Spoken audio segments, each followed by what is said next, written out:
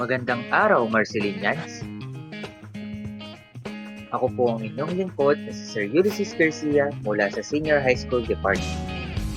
Ipapaliwanag ko po sa inyo ang ating learning delivery modalities at ang mga pamamaraan sa paggamit nito.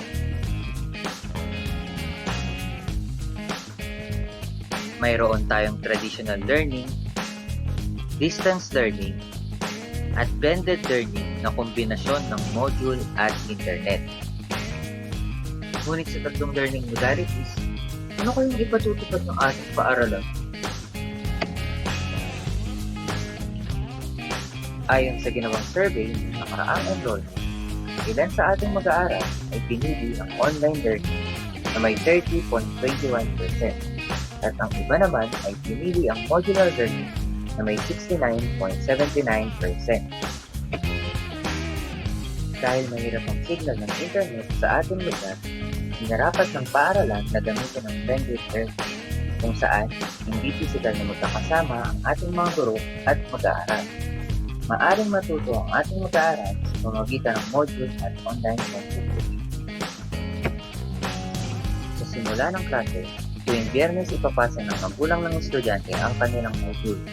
Siguraduhin i-check kung ito ay nasagutan, kung ito ay may pangalan ng section, kung kumpleto ang module, tama ang oras ng pagbasa, at mayroong lagda ng magulang. Ang bawat mag-aaral ay bibigyan ng weekly home learning plan na magsisilbing gabay sa pagsagot ng self-learning module. Dito makikita ang mga dapat sa katuparan ng mga mag-aaral sa loob ng isang group.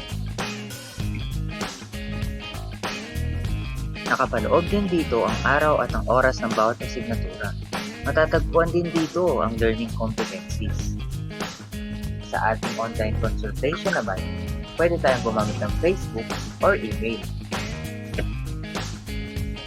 Maaari tayong magtanong sa ating mga guro sa oras ng konsultasyon gamit ang Messenger. At mayroon din tayong online learning videos pandagdag kaalaman. Sa pamamagitan ng blended learning, tuloy pa rin ang edukasyon kahit may pandemyang kinakaharap. Mga munting paalala para sa ating kaligtasang protocol. Panatiliin ang social distancing at magsuot ng face mask upang protektahan ang isa't isa laban sa COVID-19. Magdala ng sariling panulat upang maiwasan ang pagkalat nito. Marcelinians, tandaan, handang isip, handa bukas. Muli, magandang araw sa inyong lahat.